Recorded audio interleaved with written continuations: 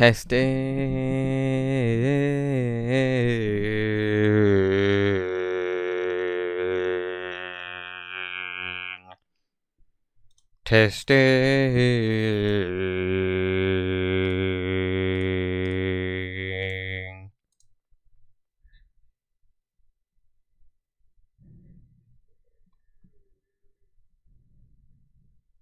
Okay, good. Hi guys, and welcome to the March 2025 monthly update. Boy, oh boy, oh boy, have I done nothing this month. But I have watched a bunch of films, probably more films than I've watched any other month. And I've also listened to a few albums as well, so we'll get to them. So, things that I've done, nothing. So that's that. I mean, literally nothing. I haven't even done any videos on the gaming channel. I have for the first half of the month, but then I'm taking, just like I did last year, I'm taking the second half of March off, or I have taken the second half of March off, and I'm taking April off as well, because that's my birthday month, and I'm going on a little holiday as well, so I have done videos while on holiday before, and like, scheduled them so they're going up while I'm away, but I like taking my birthday month off, and I like taking December off, because that's Christmas, so, but yeah, that's that. Plans for next month, birthday, and then holiday, and very little else. I'm thinking of starting painting again as well, because on the 1st of April, it will be exactly 1 year since I last did any painting. I haven't painted anything for a year, like not even off camera, let alone the painting videos. I haven't done any painting. Which is a shame, because I quite like it, but I just haven't been in the mood for it. So I'll think I'll do some more paintings. But anyway. Moving on to films I've watched. Now, good God, just have a look at that in the description. How many is this? Let me count this. And this is, well, not just films. This is also just like everything that's listed here. So 1, 2, 3, 4, 5, 6, 7, 8, 9, 10, 11, 12, 13, 14, 15, 16, 17, 18, 19 films. 19 films, and that's just films that I haven't watched, or not all films, like 17 films, and a season of a television show, and a special from that same television show. So, starting with some of these early ones I can barely even remember watching. I watched The Brood from 1979, which is a David Cronenberg film, the guy who did The Fly and some other films. This one wasn't very good. It's got some fairly good actors in it. It's got Oliver Reed in it, Oliver Reed is one of those actors, and there's another film that I watched with him in it on here as well. I'll talk about that when I get to it. But Oliver Reed is one of those films like I don't really get why he's a famous actor, because he isn't really very good. He kind of has one... He has like one way of acting. He basically just...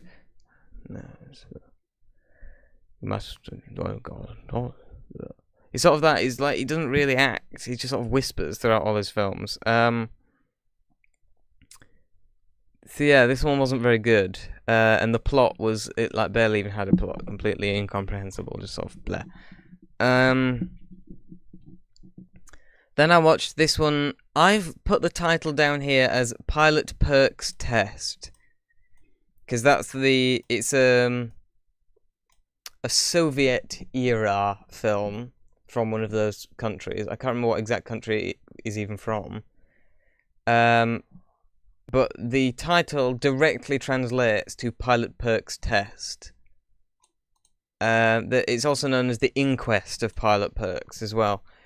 Now, this version that I've linked here is annoying. This was the version I watched, and I didn't realise until like halfway through that the music was not on the original version. The music is like modern, like kind of dance techno music that's been added over the top.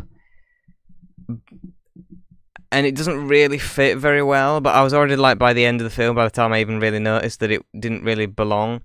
Like I noticed that it didn't belong, but I just assumed it was really ahead of its time. But I looked in the comments, and some of the comments were saying that the music was added on later on. So yeah, I couldn't find the version with just the original soundtrack though.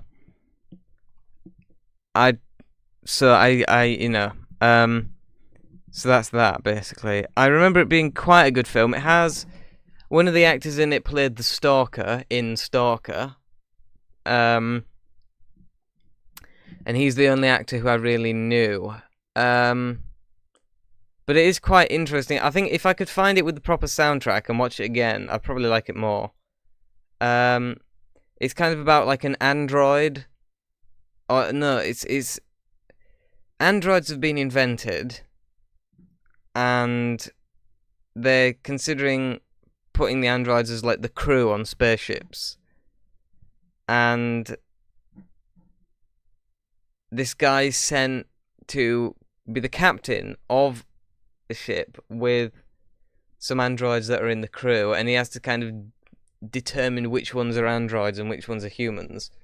And it's fairly interesting, but you know, it's definitely not the best Soviet film I've ever seen, obviously. I mean, Andrei Tarkovsky kind of blows everything else, even Western stuff, out of the water. Then I decided I thought I'd check out a couple of films which were quite controversial when they came out.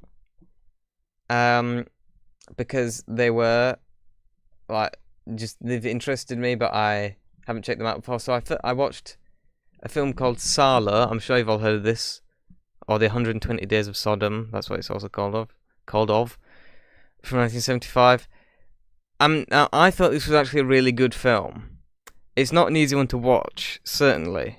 But once you get past all the sort of, you know, all that kind of material, it is actually very good from a directing standpoint and a cinematography standpoint and acting as well. I mean, the actors in this film are all really good. Like, you really believe that they're kind of being put through hell, which they weren't. I mean, some films actors are put through hell, but this one, they were actually it was very light on set. They were all, you know, making jokes and having fun while making it, and that definitely doesn't show at all in the actual film. But yeah, it's very interesting. I mean, most people know what it's about, but it's about a group of teenagers who are kidnapped and sent to an island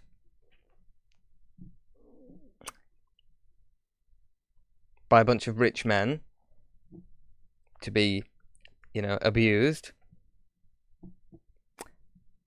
Does that remind you of anything? Does that remind you of some things that have happened in more recent history? I think it might have, might it? Yeah. So that's that. You know, there we are. I'd say I'm not very good at reviewing films, but then that's not a surprise to any of you. So there. So yeah, that's that. Then I watched one called The Devils from 1971. Now this also has Oliver Reed in it. He's a lot better in this than he is in his other films. He's still not fantastic, but he definitely shows a lot more emotion in this film than he does in any other. It's directed by Ken Russell, who also did Altered States. It's nowhere near as good as Altered States, but it's, you know, it's still fairly good. It has... Who else does it have in it? Who I know? It has, what's her name? Vanessa Redgrave in it, who is best known to me through, that Rick Mail thing where he's doing that poem. They're like, but I don't know Vanessa Redgrave. So that's where I know her from. I know her from a Rick Mail poem. But, perhaps I should ask Vanessa Redgrave. But yeah, it was quite good. I don't know what it was about. It's about nuns and priests and diddling. That's basically what it's about. But again, from a visual perspective, it's quite good. And it shares an actor with a film that I watched much more recently. Like literally the second from the end, but we'll get that when we get to it. But yeah, that's that. I can barely remember anything about it. I mean, these very early ones. Digby, hello, Digby, welcome, welcome, Digby. Very good to see you. It's been a while, hasn't it? It's been a while since we've had any chats, and we haven't played anything together for a while. But maybe when I come back to the gaming channel in whatever month it is, May, we can do some more live streams together. That'd be good, wouldn't it? So yeah. And obviously, if you have any questions, Digby, just ask them here, and I'll answer them at the end. How are we? That's a very good question. Just as a little treat, I'll answer that one now and not at the end. I'm good. Very glad to see you back, Dig. Oh, Dig. Then I watched a film. Another one which has been on my list for a very long time, but I haven't gotten around to watching it. The Cook, the Thief, His Wife and Her Lover from 1989. This is by Peter Greenaway. A whole host of actors who I know from other stuff. It's got Michael Gambon in it. It's got Helen Mirren. It's got a guy from... I can never remember the guy's name. Roger Lloyd Pack, that's his name, who's in... It's weird how how multi-sided his filmography, because he's most famous for being in Only Fools and Horses, which is obviously a comedy. So that's what he's best known for, but then he's also in some of these really dark, disturbing art films. Like he's in this, and he's in 1984, so he has a really strange sort of, filmography. If I don't speak to you in April, happy birthday. Thank you very much, Digby. I will, of course, as usual, I'll do a video on my birthday showing off the things that I've got, and you can always wish me a happy birthday in the comments. But yeah, thank you, and happy birthday to whenever yours is. I don't know when your birthday is, but happy birthday whenever it is.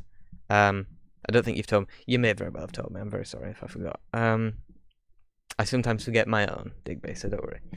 So that was The Cook, the Thief, His Wife and Her Lover. There's some really great cinematography in this. Some really great composition. Like, they always keep the camera at quite a distance from the actors, and they're kind of playing it like they're on stage. And the camera very rarely gets in a close-up. It's usually out and you see like the whole thing. So it's a very interesting choice for the cinematography.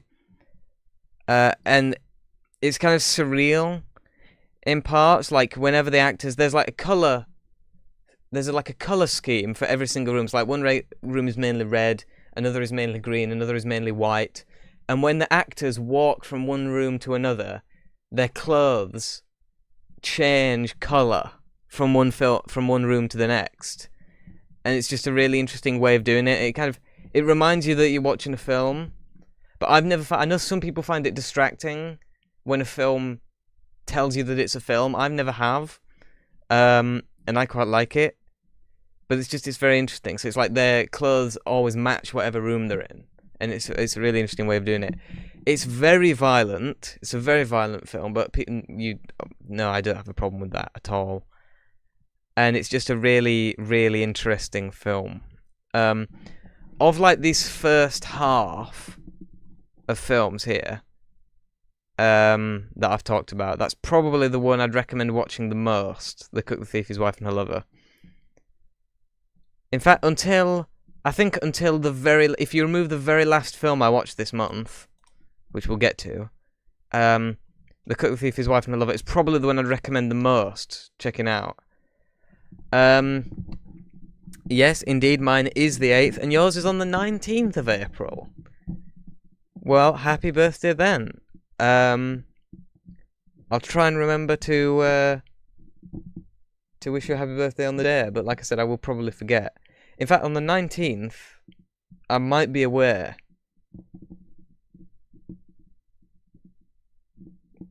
Or I might have just gotten back, I'm not sure. But I'll probably have forgotten, because I'm going to be on holiday around that time. But anyway, happy birthday, Digby. Have a good... gooden, as they say.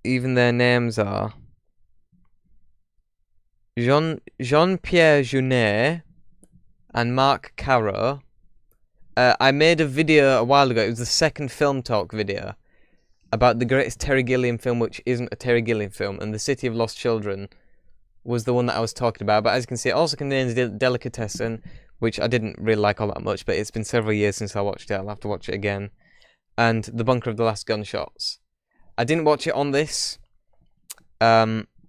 because I didn't have a DVD player. I've since got a DVD player, so I can now actually watch things on the computer, which is something I haven't been able to do for years, which means I'll probably start getting more DVDs, because now I can actually watch them in private, you know.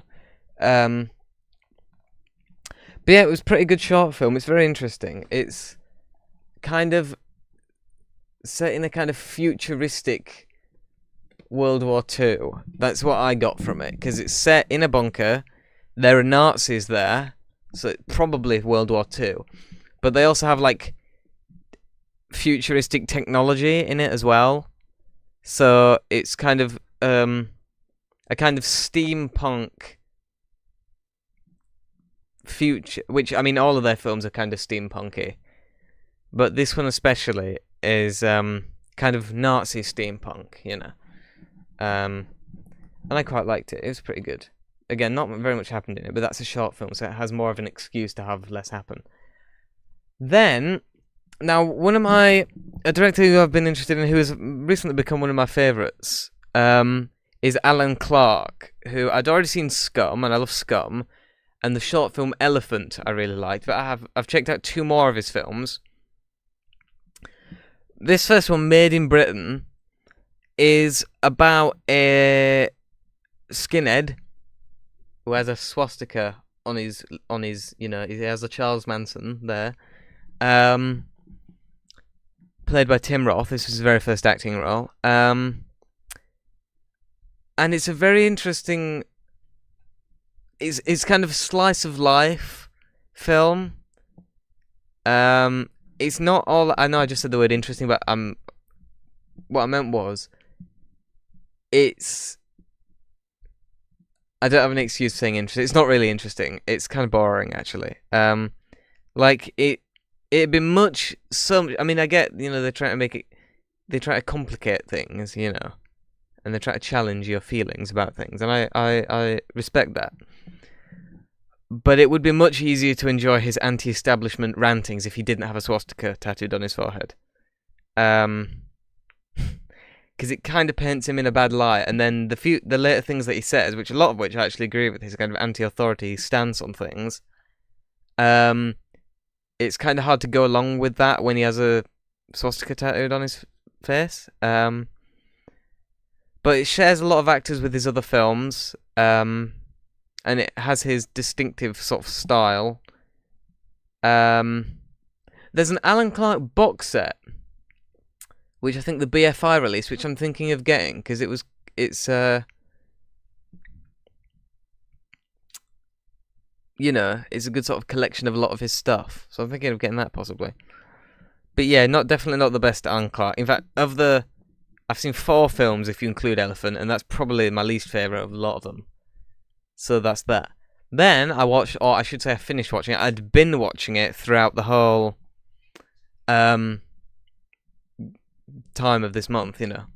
But I finished season 8 of Friendship is Magic. I mean, I'm just into this show by now. You know, it's a good show. What can I say? I mean, I really don't have...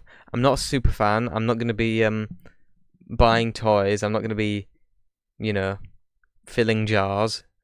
But I'm liking this show. It's a good show. I'm about halfway through season 9 now, so probably the first thing you're going to see added to what I watched next month is probably going to be the special, because there's a mid-season special halfway through season 9. So that'll probably be the first thing added to next month's thing. But anyway, there weren't really many memorable episodes of season 8, I don't think. I mean, I'm gonna check. But what happened in season 8? Oh yeah. Oh. Okay, so yeah, okay, so I'm completely wrong about that. Maybe not individual episodes, but the biggest development in season 8 is that the cast is greatly expanded. They started a school of friendship. And so there's now a new group. There's like a new main six, comprised of like multiple species. So they're not all ponies. There's also there's dragon. There's a griffin, and there's a changeling. I like the changelings. Changelings are probably the best thing about this show. So there's quite a load more characters sort of added to it, which is quite good. I can remember very few of these. Molt Down, I remember, because that's Spike starts losing some of his scales, and the dragon, who's part of the new cast, has to sort of help him through that. A Matter of Principles, Discord is put in charge of the school for a while, which goes how you imagine. On the Road to Friendship, Starlight and Trixie go on a kind of a little road trip, which I like Trixie. Trixie's probably one of my favourite characters now. The Washouts is about a group of people who sort of were rejected from the Wonderbolts. That's quite interesting. And yeah, that's pretty much that. So yeah, not as many memorable episodes in Season 8 as there were in others. I still think Season 5 is probably the best season of the show, and I'm halfway through Season 9 now. And which is going pretty well, but I think Season 5 definitely is the strongest, in my opinion, of this children's television program that I'm watching. It's good though, what can I say? Then, after that, going back to Alan Clark, I watched a film called Contact from 1985, which follows a group of soldiers.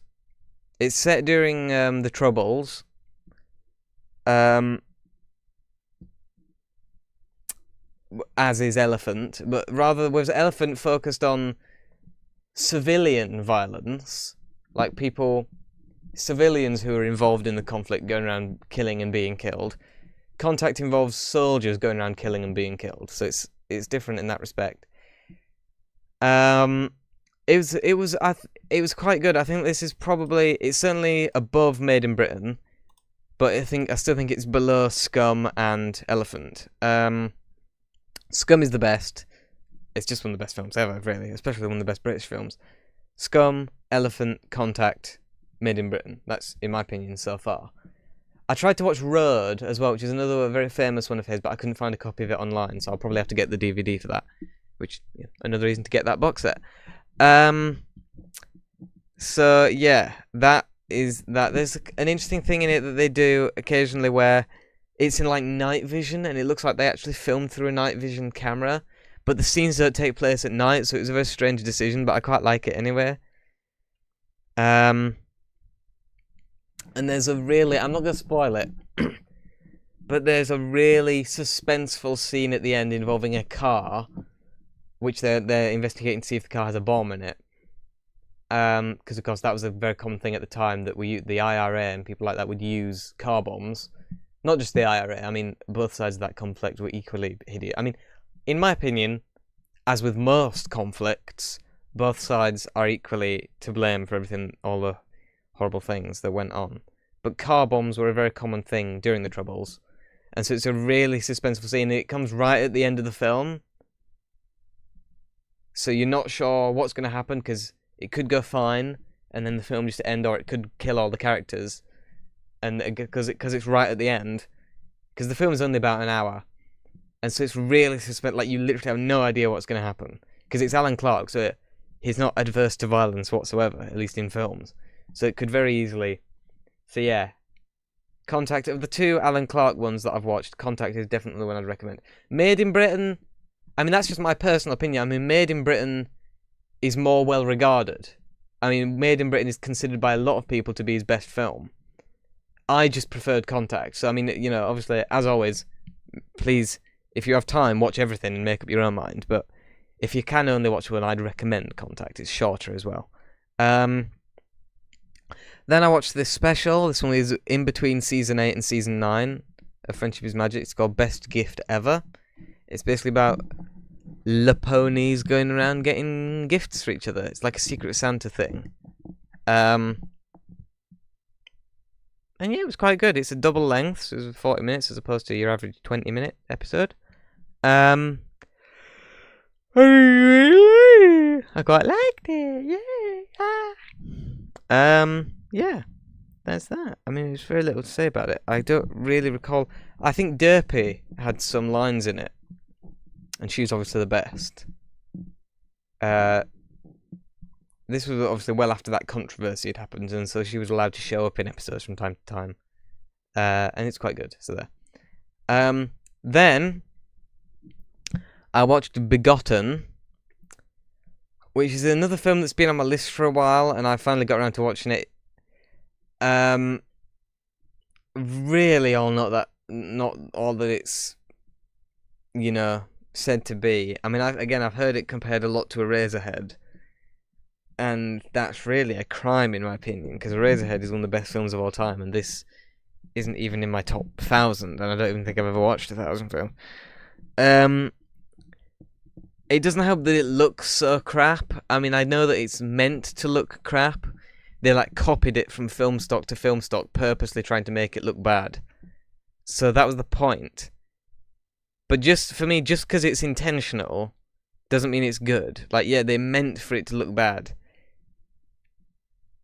It still looks bad. The plot is totally incomprehensible. I mean, for me, if you need an essay to read alongside the film, that tells you everything you need to know about the plot, basically, is that it's crap. So yeah, and there wasn't really any imagery in it that seemed worth the praise that it's gotten. Just, yeah, really didn't like it. I mean, I've seen another film by the same director, Shadow of the Vampire, is a really good film. So the fact that he went from that to it was interesting. But yeah, I didn't like it. Then I decided to finish off 2 filmographies, or finish off the 21st century for one, or the 20th century, sorry, and then finish off it entirely for the other.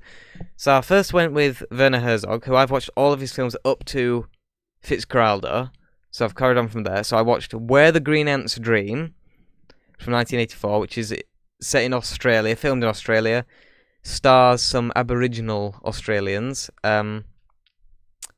I know you're not allowed to say that, but I don't care. Native Australian, whatever. And it's based on a real happening. It's not entirely, but it's semi-based on one. Very interesting. Definitely not the best Herzog film I've ever seen, but definitely not the worst either. In fact, the worst may very well immediately follow it up. But yeah,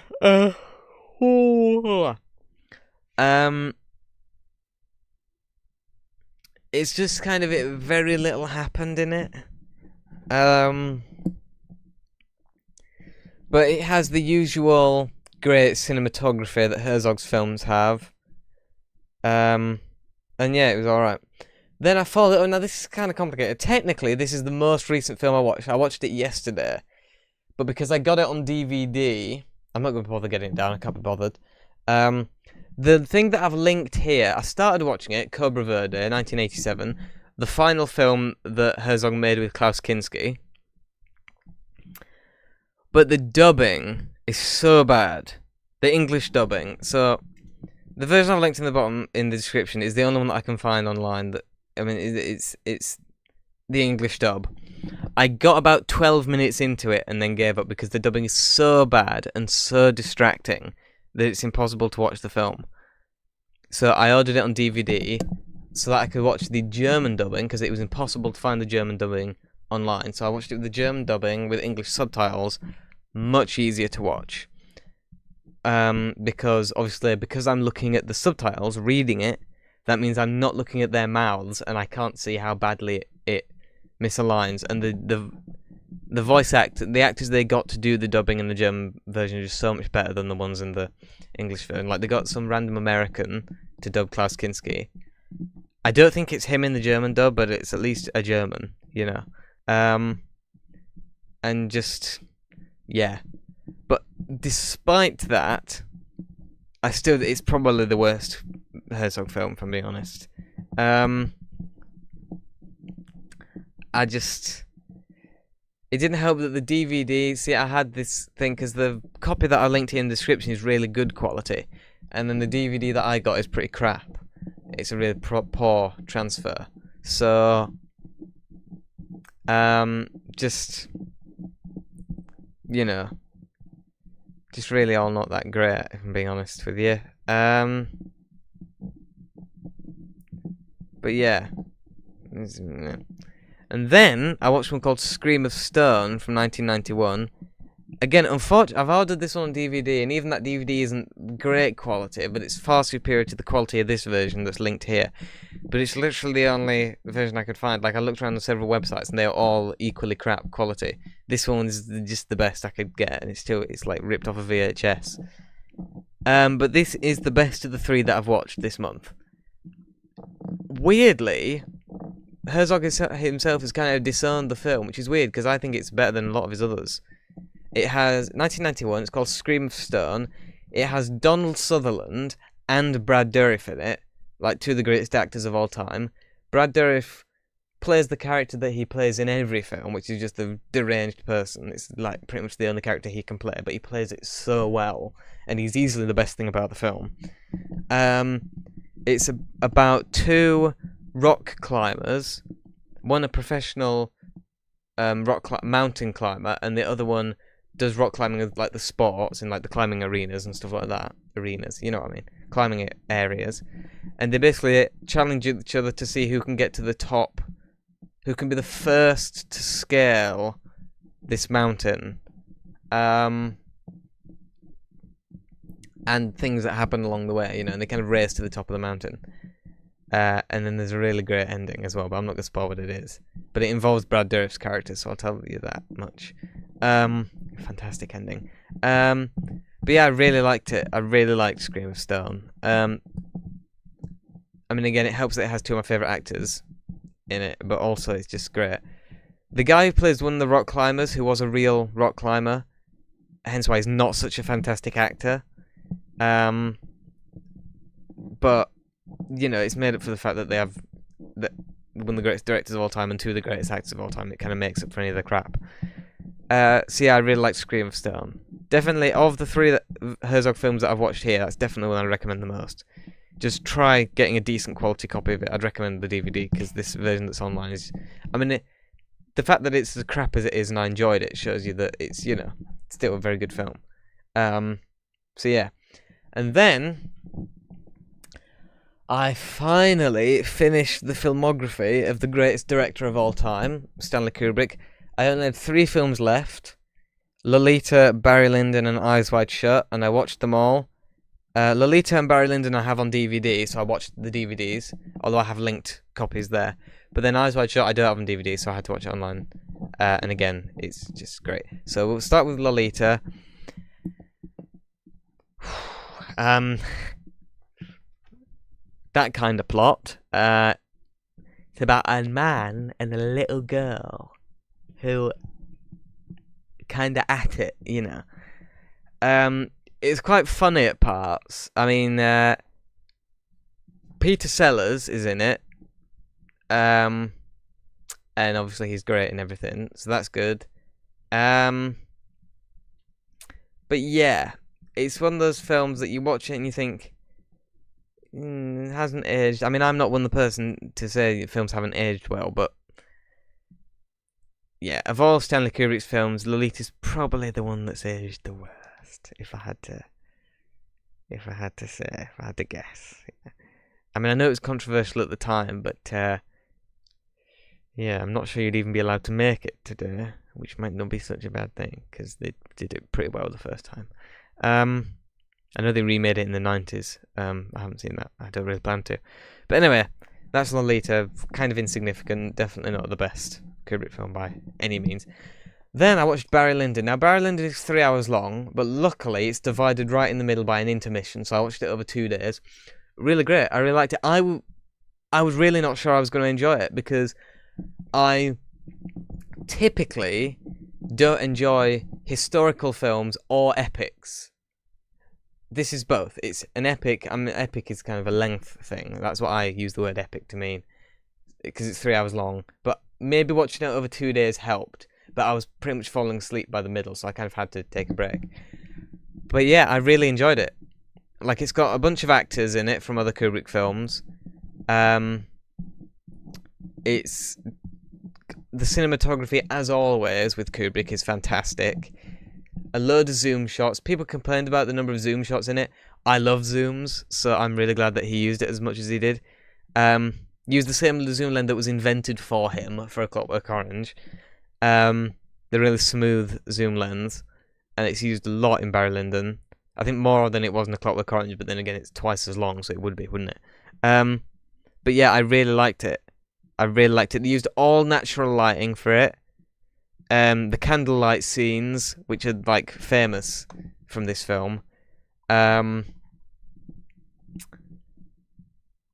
Basically, they invented. I said they invented. They didn't invent it, but he used a lens that was invented by NASA for the moon landing, so that they could shoot on the moon. Where obviously there's very low light because it's in space, you know.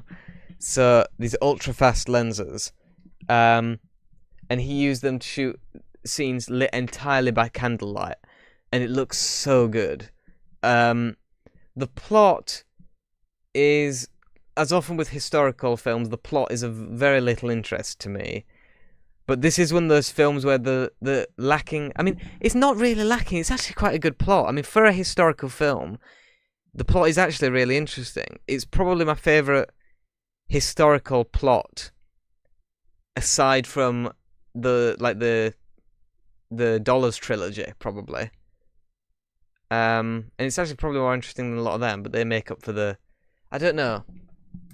I think it's probably second to The Good, the Bad and the Ugly, as far as historical films are concerned. But yeah, it just looks really great. It's a really good looking film. So yeah, I definitely recommend it. But the best film, without a shadow of a doubt, that I've watched this month, and has immediately skyrocketed to probably my third favourite Stanley Kubrick film, behind A Clockwork Orange and Full Metal Jacket, Eyes Wide Shut.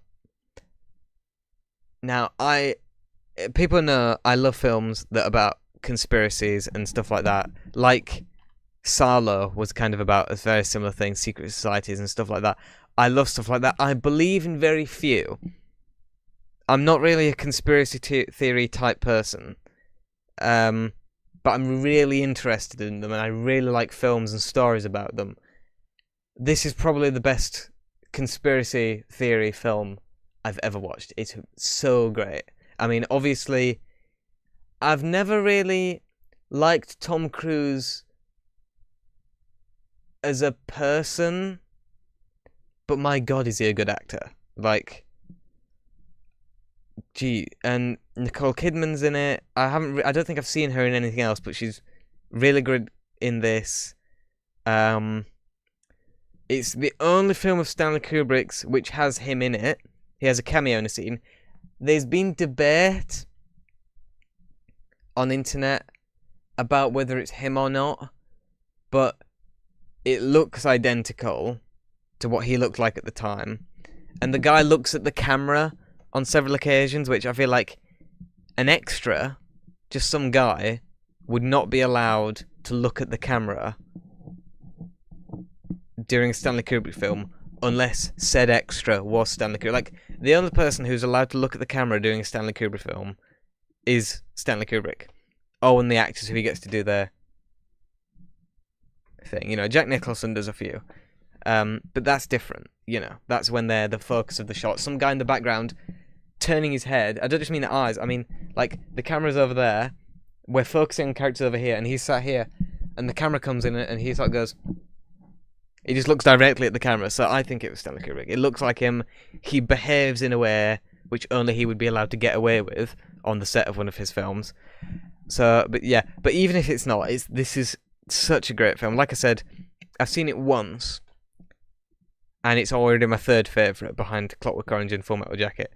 I love it. It's so good. Again, it's one of those films, probably never going to watch it with my mum. But apparently my mum says she's already seen it, so I don't even need to introduce it to her. She's already seen it, and she agrees it's really good as well. So yeah, I mean, really, the great use of colour, probably the best use of colour in any Stanley Kubrick film. Lots of Christmas lights all around the place, so it looks really nice.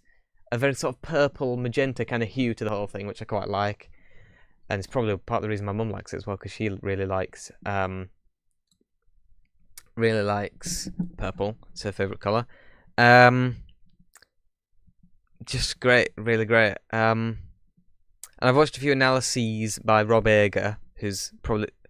Let's be honest, there's no probably about it. He's the best film analyzer channel on YouTube. He's not the only good one. There's a lot of other good ones as well, but he's the best, undoubtedly. And his videos don't really have very good production value. A lot of the time, it's just him talking into a cheap microphone, which tells you how good the videos are. Because, I mean, at least his early ones, he's gotten a bit better more recently. But a lot of his videos are him just talking into a very cheap microphone over clips of the film. And it's still one of the best on YouTube, so that tells you how deep is your analysis. That's a reference to some albums I've watched there. How deep is your analysis? How deep is your analysis?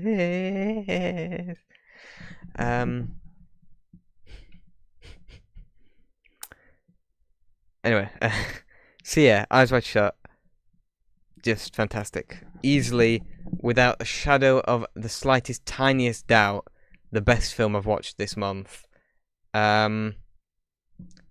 It's just great.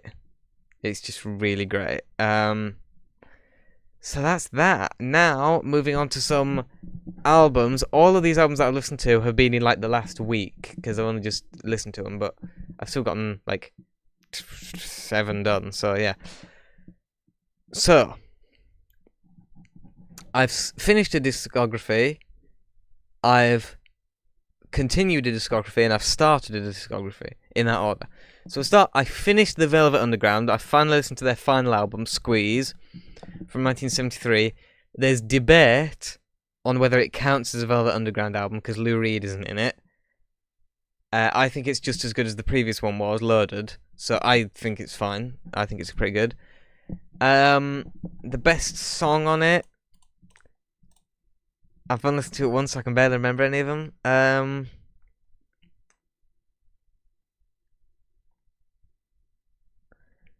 I think Dopey Joe was quite good, I think. But yeah, it was pretty good, I think, from what I remember. Yeah. Then, now, this band gets a lot of flack from rock people, and I'm a rock person. This is one of the greatest bands of all time. It's the Bee Gees, or quite, if I'm being correct, it's Bee Gees. It's not the Bee Gees, it's Bee Gees, because it came from Barry Gibb's band, so Bee Gees band, not the Barry Gibbs band, Barry Gibb's band, Bee Gees. That's where the name came from, if you didn't know that. I think, I mean, I don't know where I heard that, but I think that's where the name came from. Anyway, I listened to 3 albums.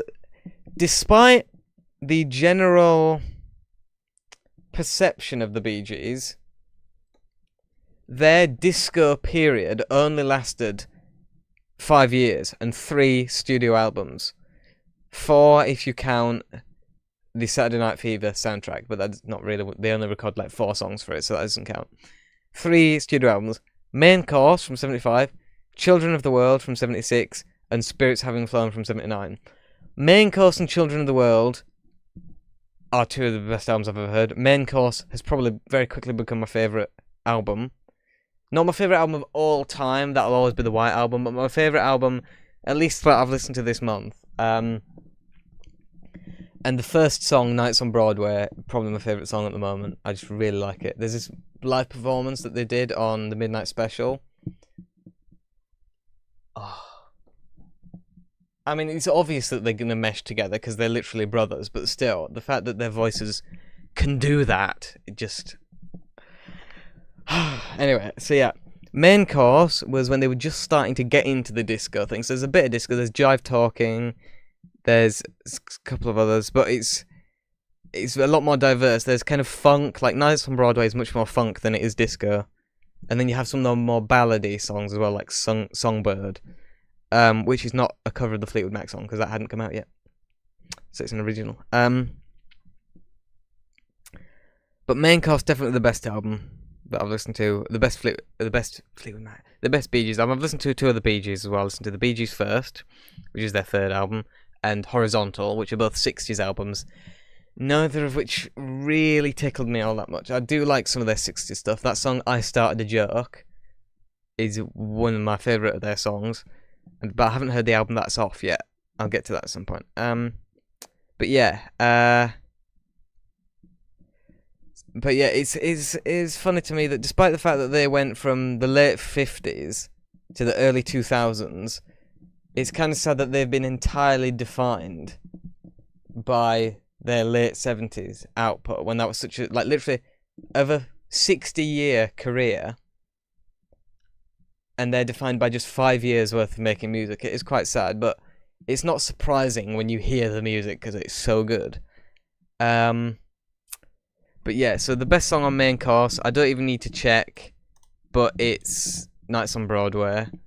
The second best is probably Come On Over. I really like that one as well. So yeah, if you can only listen to one, I don't know why I'm doing the recap now, but if you can only listen to one album, make it Main Course, because it's just great. Then I listened to Children of the World from '76. Also the Bee Gees. This really good. When I first listened to them, this was my favourite of the three. It's now gone to number 2 after I've re-listened to Main Course. Main Course is not my favourite. This is a very close second place. Just less diverse, much more disco than the previous, but there's still some other stuff going on. Probably the best song on this album is Love Me, with You Stepped Into My Life being the second. But again, all the songs on this are really good. Probably the most forgettable is Subway. I can barely remember what that one's even like. But yeah, this is also one that has You Should Be Dancing on it. So if you really like that one. Also, I like the difference in views. So most of the views have about 200,000 views on them. Some going up into like 5,000 views. The second most viewed video, or the second most viewed song, is Love So Right with 7.3 million. And then You Should Be Dancing has 20 million. So yeah, a very popular song, that one. Not the best on the album by any means. Maybe just because I've heard it 1,000 times though. But yeah, then I listened to their final disco album and their final album of the 70s, Spirits Having Flown from 1979. Definitely my least favourite of the three that I listened to here. Couple of good songs. Like Tragedies is a very famous one. Too Much Heaven is probably the best song on the album, and one of my favourite Bee Gees songs in general. But yeah, this one is just, it's pretty much just disco. There's very little of anything else on it. And like any genre, when it's the only one, it does get a bit boring. So this is definitely my least favourite of the three, but it's still a great album. If you really, really like disco, you probably will like this one. I like disco, but you know, it's like anything. I don't like just rock on an album. I don't like just pop on an album. I like a mix, you know.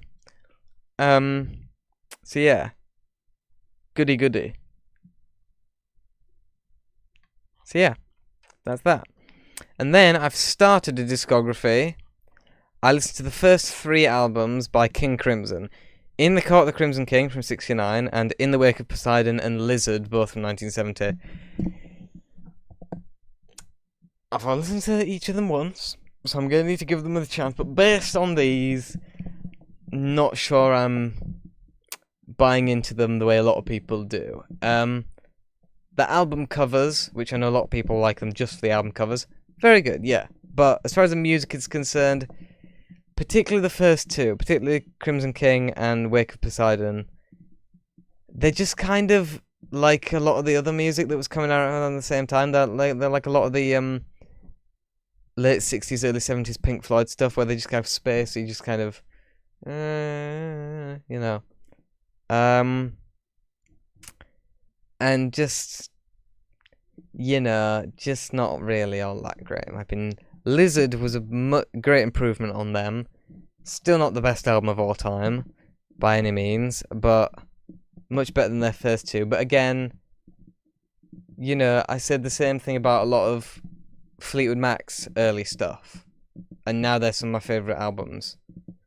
So I am going to need to listen to them again and let, you know, them properly absorb into me. But I can still usually kind of tell when an album isn't really gonna hook me. And In the Court of the Crimson King definitely isn't. I don't think it's ever going to be one of my favourites.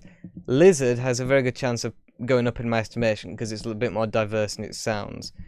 But their first two, I mean, most people agree anyway that their second album is just a remake of the first. That seems to be what Wikipedia's analysis is.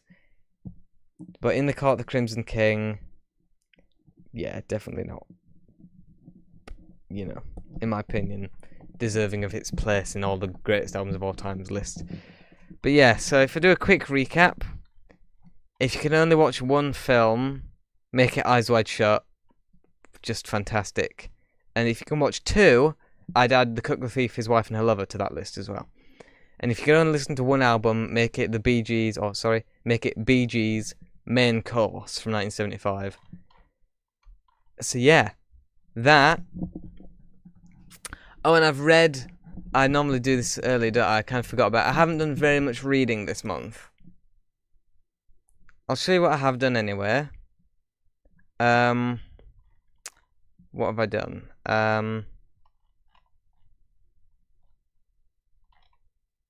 Read recently, view all.